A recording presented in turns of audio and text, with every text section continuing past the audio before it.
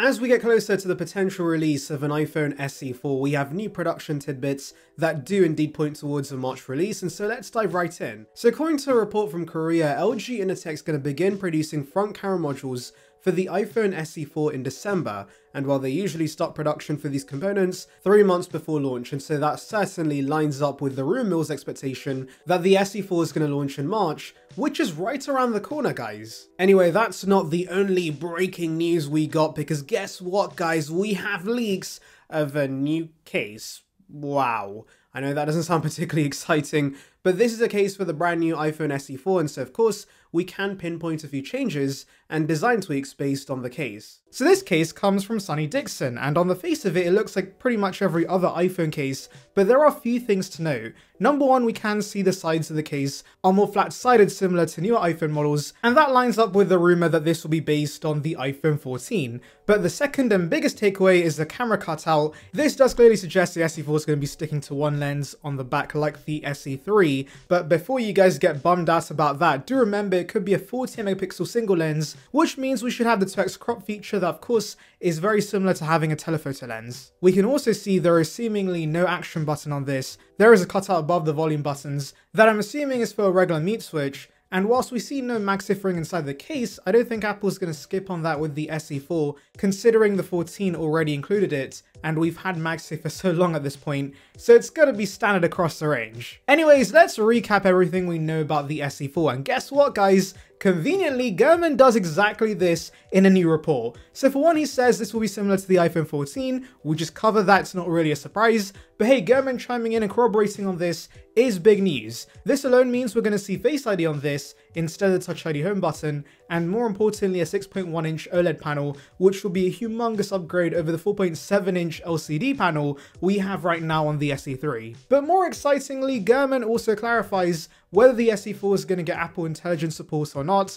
Previously, Ice Universe had mentioned, and I quote, "We could see 6 to 8 gigs of LPDDR5 memory, which does suggest you might get different amounts of RAM depending on the storage tier you go for. This is quite common in the Android world, but of course would be a first for the iPhone, though do remember the iPad Pros have actually done this for a while now, with the base models getting 8 gigs of RAM and higher storage tiers getting 16 gigs of RAM. Anyways, the issue with this is that if certain models get 6 gigs, that means they can't support Apple Intelligence, and so as I'd mentioned in previous videos, I don't see Apple doing this. It would be a confusing mess if only higher end storage variants supported such a key feature, and thankfully Gurman makes it clear that's not going to be the case. We are going to see Apple Intelligence as standard on the SE4, so yes, you can expect 8 gigs across every storage tier, and to be fair, considering the iPhone 16 is the only phone using the A18 right now, and that has 8 gigs of RAM, they're likely just going to plot the same SoC in the SE4 as well. You know what else would be nice, guys? If you subscribe to the channel, of course. It's free and would bring you the latest about Apple right to your subscription box, so please consider it. It would be appreciated. Join the Surround Byte gang now. Anyways, let's move on to other details we know about the SE4. So according to Unknowns21, partially assembled prototypes of the next SE have been equipped with lithium-ion batteries bearing the model number A2863, which Apple has already used in the past for, guess what? The iPhone 14, which again is not really surprising. We know this phone is going to be heavily based on the SE. Now the actual capacity is 3,279 mAh, which is a massive upgrade over the current SE. Now the SE3 is not terrible battery life wise, but it's just about good enough, and so this having similar endurance to the 14, which gets me 7 or 8 hours of screen on time, is really great news. Unknowns21 then explains the obvious and says, Apple's saving money by reusing components, and well, it does not take a genius to work that out, because believe it or not, but reusing old battery tech and chucking it in a new phone is going to be cheaper for Apple, who'd have figured?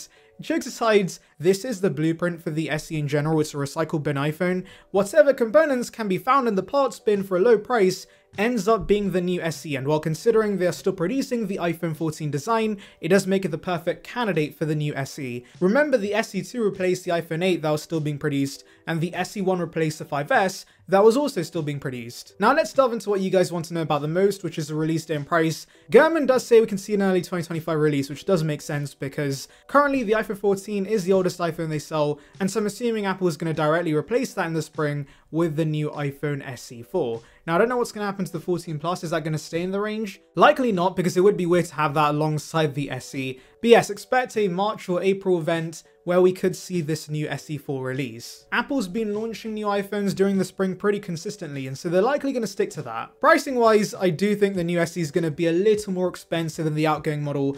I mean, did we really think Apple was going to give us a modern design, OLED, a better camera, and all these other upgrades for the same exact price? This is not a charity, guys. Tim's here to make some big bucks, and so it's definitely going to be more expensive, and Apple can justify it this time. Now, there is a chance it could be $50 cheaper than the iPhone 14, which is currently $599, and if you're wondering why I think this, it's because when the SE2 released, that was $399 and replaced the $449 iPhone 8, and so the same thing could happen here. We could get lucky and this could be $549, $499 if Timothy feels generous. Now, that could mean the SE3 stays in the range for $399, which even then would still be horrific value. But considering the iPad 9 initially stayed in the range when the iPad 10 released, I would not be surprised if Apple does the same here. But hey, hopefully once the iPhone SE4 has been around for a year, we do see some sort of price cut, just so the iPad 10 recently dropped to $349. And I know there's going to be some comments saying Apple's never going to get away with this, they're scamming us, this is too expensive. But no, they absolutely will. I know the tech community hates the SE3, and I do understand why. It's not great value at $429 when there are better spec Android devices for that same price, but that does not stop it from consistently being a great seller.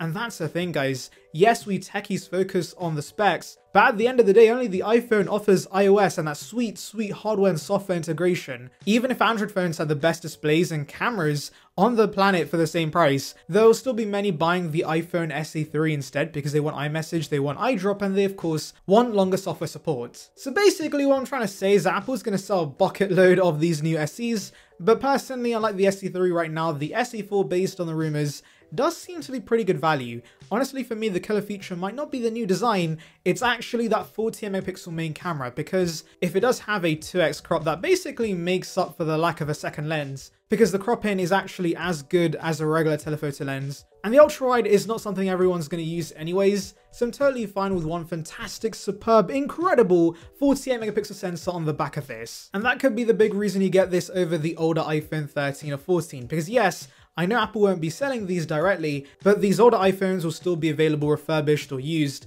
and so I think the SE4 is still going to be a better buy than those devices because it has a new chipset, much better camera, and also Type-C. Anyways, let me know your thoughts in the comments, make sure to like and subscribe for more content like this, and thank you for watching. So I was just chilling thinking that, hey, Apple's going to release iPads at the end of the month, I've got some time, I don't have to worry too much.